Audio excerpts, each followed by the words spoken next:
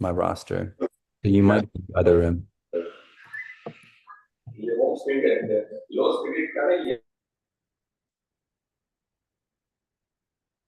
So just double check, maybe.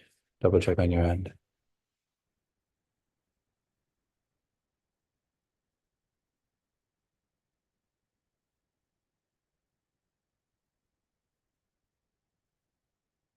All right, so just the two of you guys plus me. We'll get started in a second. If you guys can all turn on your video, that'd be great. And again, Tesla, I don't have you on my roster today, so I think you might be in the late in the mid stage two group, which is in 886. Okay. Can you hear me or you can't hear me? What I'm saying? Yeah. Okay, I don't think you can hear me. Tesla, hello. Can you hear me? Yes, I can. Okay. Did you hear what I said? Yeah. Okay. So maybe check, right? Since I don't have you on my roster for today. That's weird. Yeah. Did you check to see it was 515 or is it 886? I think like I was supposed to be here. Okay, let me check your profile since we have a little bit of time anyway because there's only two people performing. Let's check. Right. Let's see. Performances. August 9th is your next performance. That was a week ago or something. Maybe you forgot. Did you go? Looks like you didn't go. My teacher said I was supposed to be in this one. Mm. I mean, it's not booked. So maybe if you want to hang out, if you want to perform, you can, just not you're not booked for it. That's all. So maybe it's better to book it for Monday or something, right? Yeah. Okay. Maybe chat with her when you see her on Monday, and then you can book it out for Monday. Okay. Or Okay. go to Kaizen for now. You can always go to Kaizen. Okay. See you in a little bit. Good to see you. All right. Let's go ahead and go into this. All right. So we got our two performers for the day. Miss Catherine. Oh my goodness, that's a lot of ninjas. Okay. Let me pass it over to you. And then whenever you're ready, you can announce your name and piece. My name is Catherine. I'm going to be playing Joshua Fight the Battle of Jericho.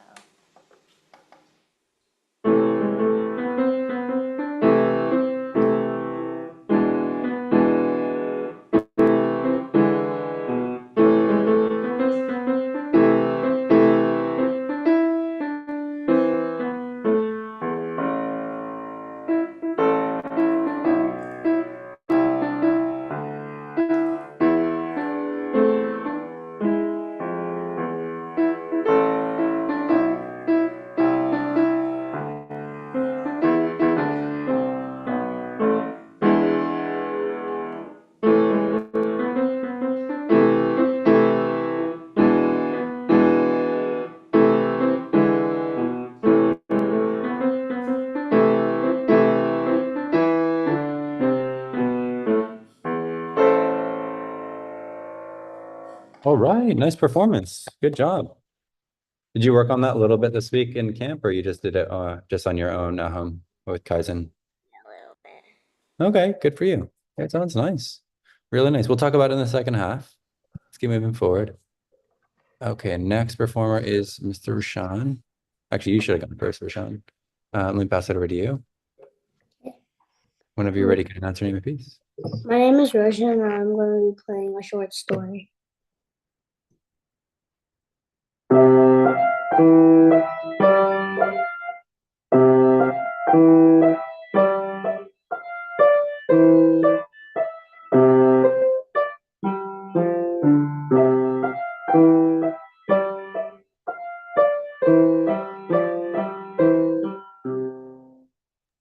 All right, very nice. Let's clap it up for him. That's a really difficult piece. It's one of those pieces where it doesn't look tricky when you play it, but it has like a lot of weird moments, right? Where it makes you kind of want to play the wrong thing. I know exactly what you're talking. Yeah, the coordination there. Good job. Tesla, did you also want to play? I just don't have you in the roster, so you won't get like the video for this and all that as normal, like the feedback. But I can give you feedback like just through the call if you want. Yeah. Like for some reason I got the notice on the 13th.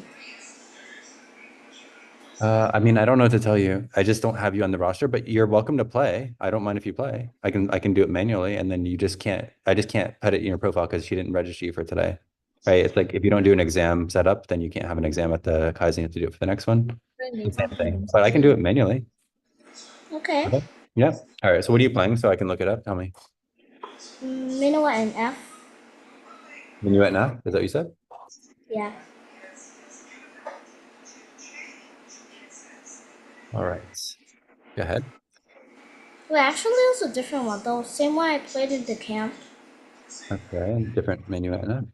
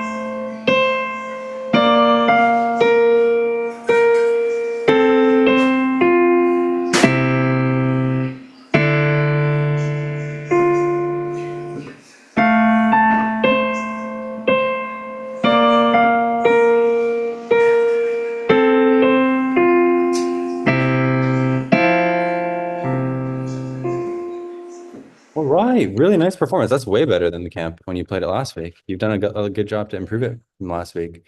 Okay, ladies and gentlemen, let's get to the second half of class. So let me shift into the second half here.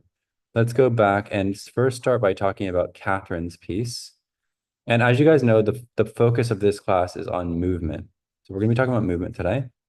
I want to start by naming a few of these notes and moves that we have here that are written in, some are not written in.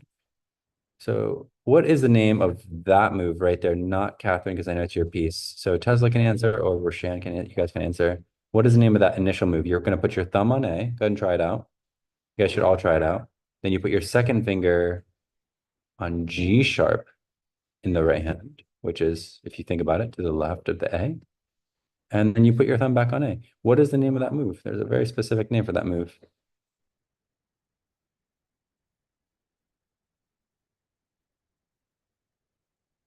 Tesla or Roshan? You guys know it? Have you learned this move? Finger crossover? It's very close. That's very, very good. Very close. It's like 50% of the right answer. So it is a crossover. What type of crossover is it? And crossover? That's what you said. Yeah. So that's 50% of the answer. We're missing the other 50% of the answer. Kathy, you want to give it to us? A pivot crossover? It is a pivot crossover. Now, very good guess for both of you. You could work together and get that. What's the difference? I made it. It looks like a little avocado. What is a pivot crossover? What does it mean?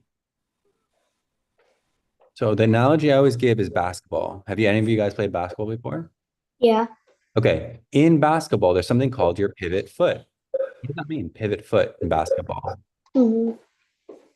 So like one foot stays on the ground and then the other Right. one flips. Right. And you can't move that foot. In piano, we have the same thing. It's called a pivot crossover. You can't move that finger. So your thumb will stay in position on the A.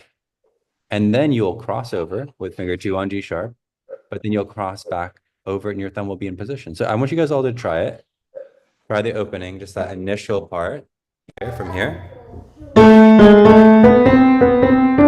Just that opening.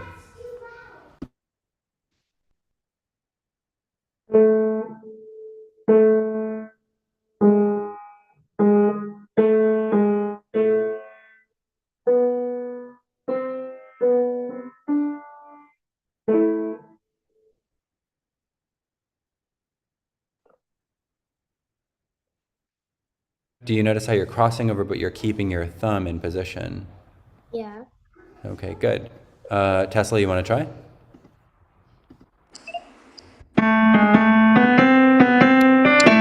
That's it. Yeah, let's go over one more move that happens in Catherine's piece, which I thought was really, really, really good job on your part, Catherine. Um, it's a really difficult section. Where was it? The left hand position change. Oh, here. This is it. So if you guys look at this, in her left hand here is really difficult, and she made it look very simple. So let's talk about it. What's going on here? And then she goes, what is the name of that move? And I'll chop it up for you guys so that it's really clear. You should be able to analyze this movement. Even if you haven't seen it before, you should recognize the move. Somebody besides Catherine, because I know you've already had this conversation with your teacher since you're learning this piece. Tesla or Roshan, do you guys know?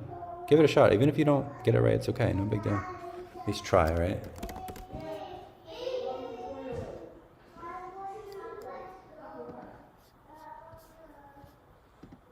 Tesla, what do you think? If you had to take a guess. I'm thinking of an answer. Yeah, what were you saying? You're thinking about what? Sure. You what was that? I'm not sure which is. Okay. Roshan, do you have any ideas? I'm not sure. Okay. Is your hand moving a lot? Tesla, can you play it for us? Let's hear it. What? Can you play it from here? Can you play that for us?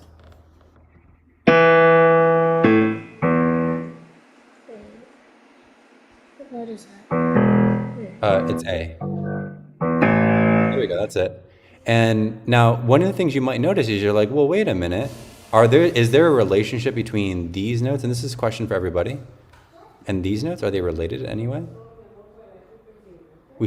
One of the things about piano that's so good is it teaches us to recognize patterns, and patterns that are not clear to the average person. Like the average person would say there's nothing related there, but there is a pattern. Catherine, you want to give us the answer? So this wait. So this part is an octave lower than this part. Yeah, so that's 50% of the answer to what the movement is. It is an octave jump.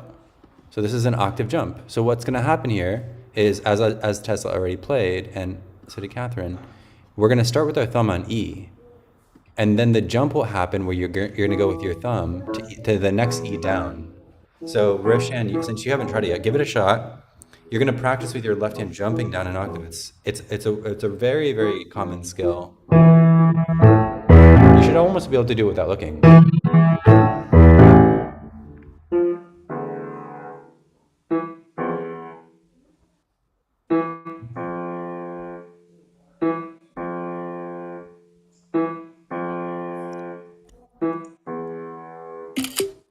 Okay. Sounds like you guys are trying it. This is good.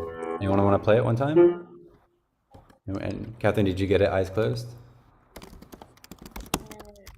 You don't have to. It's like a fun challenge, right? Almost, almost, almost. You can practice that. Keep practicing that. Okay, good. Let's move forward. Let's identify the next skills.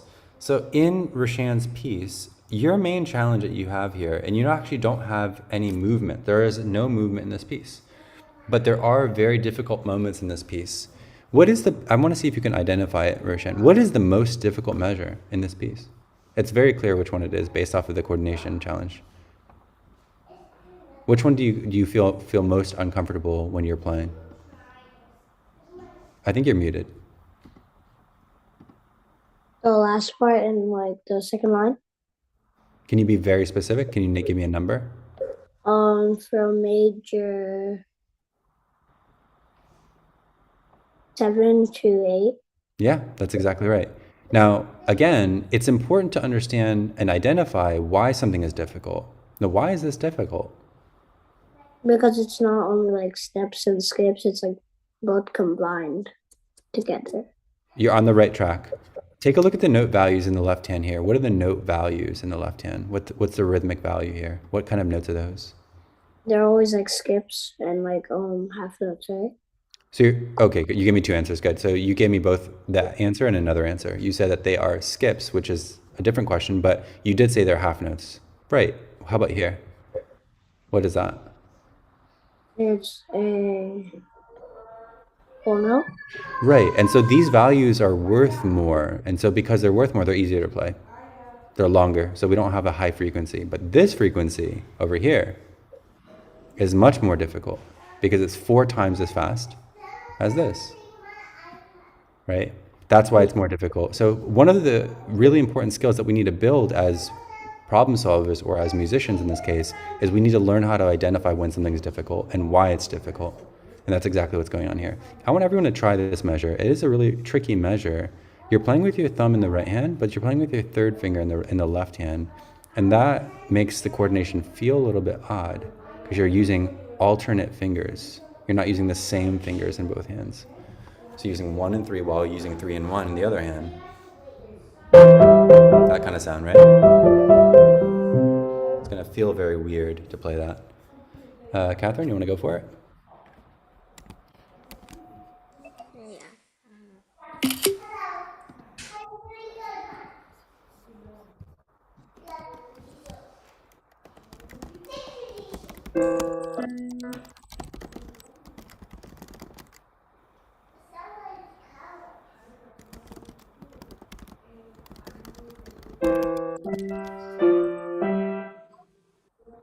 Mm-hmm. Very nice.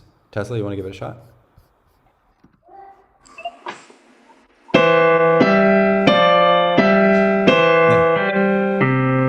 Yeah. And one last thing to give you as a tip, Roshan, and I'm sure you probably did something like this with your teacher at some point. When the most difficult thing in the piece that you're practicing is at the end, what tool would be really good? Um, It's a difficult question. You're still early to mid stage one, so I don't expect you to have the answer right away, but think about it for a second. When the ending is the most difficult, should we just practice from the beginning over and over and over again? no, I just practice from that part. Right. And the name of that tool is called the backwards tool.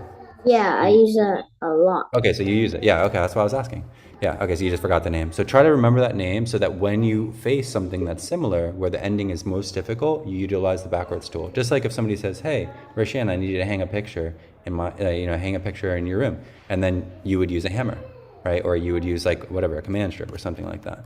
Those are tools that we use in daily life. In piano, we would use backwards to solve this problem.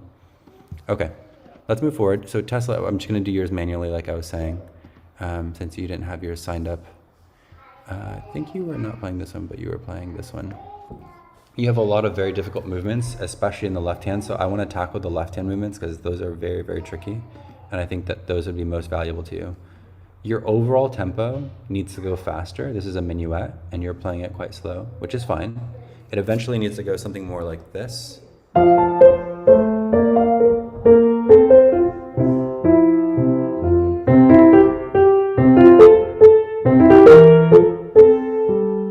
So it really needs to move, and it doesn't have to be exactly that fast, but around that tempo would be ideal. And the reason why I bring that up, similar to Roshan's piece, is look, when we analyze the left hand, we have two very difficult spots. One is here, and the other one is here. And so in both cases, we can use the backwards tool, just like we just talked about, to solve this movement problem. And the difference between yours and his is that you actually have a very tricky movement that's happening here. So you have 5, 3, and 2. What is the name of that movement there? Tesla. Yeah. What's the name of that movement?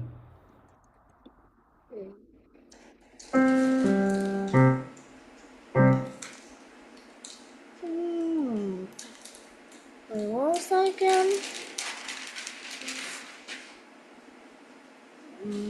Okay. If you don't know, it's fine. That's why we come to this class, but you'll talk it over with your professor. It seems like you're a little bit unsure of the movement.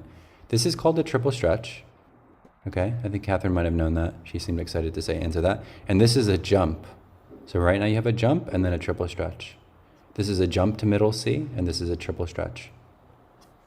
Okay, so that's the answer to that. That's much more difficult than just playing. For example, here, if you look in the first three measures, there's no movement. You don't move your hand at all. If you look at these first three measures, from there to there are no movements. You're actually just playing the same note, C, C, and C. So we analyze the movement to understand where we need to put our time so we can solve the most difficult coordination challenges. Again, this is a jump. If you maybe you should label your score since you didn't know the answer. Jump to C, and then this is a triple stretch, right? Because we have three notes that we're stretching. Do you have a pencil to write that down? Yeah, I think I'll do it later. You do it later? Okay, yeah, you can always go back and I'll put you down to have a self-assessment on this class, okay? All right, ladies and gentlemen, we'll finish there. Thank you so much for hanging out with me. Again, talk with your teachers more about movement so you guys feel more comfortable with these moves and or practice tools. And then until next time, you guys did awesome. Thank you so much.